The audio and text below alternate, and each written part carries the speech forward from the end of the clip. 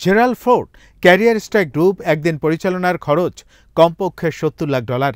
একটি career strike গ্রুপে থাকে 70টি বিমানসহ একটি বিমানবাহী রণতরী, একটি মিসাইল ক্রুজার, 2টি ডেস্ট্রয়ার বা ফ্রিগেট, 7,500 নৌসেনা, এছাড়া সাথে একটি ফাস্ট অ্যাটাক সাবমেরিন এবং অন্যান্য সাপ্লাই শিপ থাকতে পারে।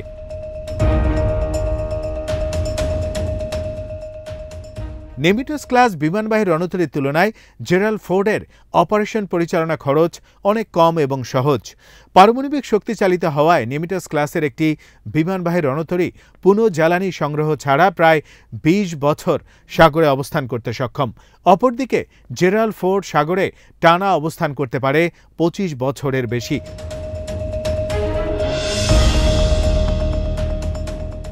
যুক্তরাষ্ট্রের কাছে বর্তমানে পরমাণু শক্তি চালিত 11টি বিমানবাহী রণতরী রয়েছে।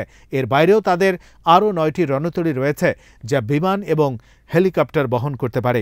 এর মধ্যে উল্লেখযোগ্য হল অ্যাম্ফিভিয়াস অ্যাসল্ট শিপ। এগুলো মিনি বিমানবাহী রণতরী হিসেবে পরিচিত।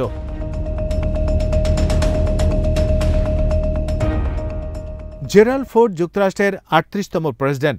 তার নামে নামকরণ করা হয়েছে যুক্তরাষ্ট্রের সুপার ক্যারিয়ার বিমানবাহী রণতরীর। 1974 থেকে 1977 সাল পর্যন্ত প্রেসিডেন্ট হিসেবে হোয়াইট হাউসে ছিলেন তিনি। জেরাল্ড ফোর্ড নির্মাণের উদ্দেশ্য সম্পর্কে যুক্তরাষ্ট্র নেভির পক্ষ থেকে বলা হয়েছে, সমুদ্রে আধিপত্য বিস্তার এবং বিশ্বে যুক্তরাষ্ট্রের শক্তি প্রদর্শন এর উদ্দেশ্য।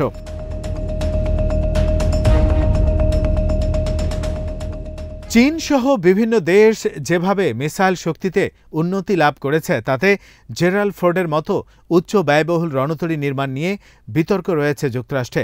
কারণ শক্তিশালী মিসাইল থেকে কোনো বিমানবাহী রণতরী বর্তমানে পুরোপুরি নিরাপদ নয়।